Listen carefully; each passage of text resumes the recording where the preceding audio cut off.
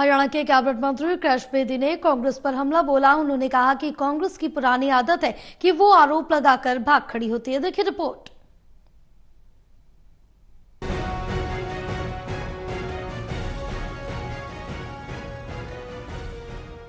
हरियाणा के सामाजिक एवं न्याय अधिकारिता मंत्री कृष बेदी ने कांग्रेस के हालातों पर कटाक्ष करते हुए कहा कि कांग्रेस की पुरानी आदत है और आरोप लगाकर भाग खड़ी होती है। कांग्रेसियों ने तो विधानसभा में डीएसी समाज को आरक्षण डीएपी खाद का भी मुद्दा उठाया था, लेकिन सीएम के जवाब देने पर चुप हो गए। हरियाणा में कांग्रेस ईवीएम की वजह से नहीं बल्कि अपने 10 साल के राज में किए कदमों की वजह से हारी है। हरियाणा में कांग्रेस क्षेत्रवाद परिवारवाद से आगे नहीं बढ़ पाई। आज जो हालात है वो उनकी गुजारियों के कारण है। बिना कप्तान के पहली बार विधानसभा में कांग्रेस को देखा है जो अपना नेता प्रतिपक्ष तक नहीं बना पाई।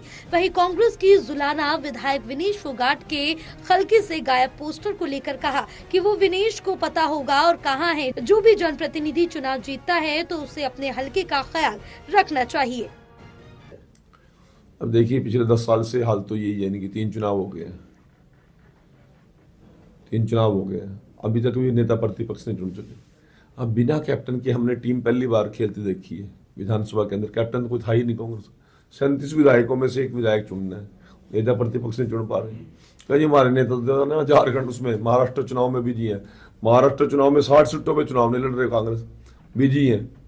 ये नेतृत्व विहीन, मुद्दा विहीन, नेता विहीन, नीति विहीन कांग्रेस का सब रूप नजर आ रहा है। और जब प्रतिपक्ष कमजोर होता है तो डेमोक्रेसी के लिए बड़े हानिकारक बात है। और कांग्रेस को मुझे लगता है कोई सद्बुद्धि देने की स्थिति में आगे कोई होगा भी। वहीं कुलदीप बिश्नोई के कांग्रेस में जाने की अटकलों पर कहा कि कुलदीप पार्टी के वरिष्ठ नेता है और पार्टी को उनके बीजेपी में आने से फायदा मिला है। अटकलों का कोई जवाब नहीं है और कोई भी ऐसा आरोप लगा सकता है। देखिए आरोप तो पता नहीं क्या क्या लगा रही है, परंतु आरोप लगा के भाग भी जाती है कांग्रेस। अभी सेशन में उन्होंने मुद्दा उठा दिया कि खाद नहीं मिल रही, और जब नायब सिंह सैनी जी ने उनका चिट्ठा पढ़ के सुनाया, खाद की उपलब्धता बताई लोगों की जरूरत के हिसाब से, तो उन्होंने फिर वो भाग्य मैदान छोड़ के। इसी प्रकार से डीएससी वर्गीकरण को लेकर भी लोगों ने आरोप लगाया, समाज को 2 फाड़ कर दिया नायब सिंह जी ने। और फिर बाद में भूपेंद्र हुड्डा जी मुकर के कहते नहीं जी आरक्षण तो हमने ही दिया था, 94 में हमारी सरकार थी। तो ये इस प्रकार के आरोप लगाना उनकी आदत है।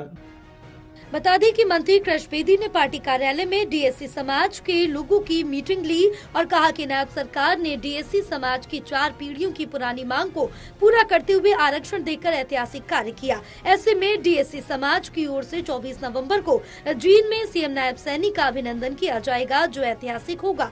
मीटिंग में उन्होंने कार्यकर्ताओं को सदस्यता अभियान तेज गति से जारी रखते हुए टारगेट अचीव करने की बात भी कही। टोटल टीवी के लिए चरखी दादरी से प्रदीप साहू की रिपोर्ट।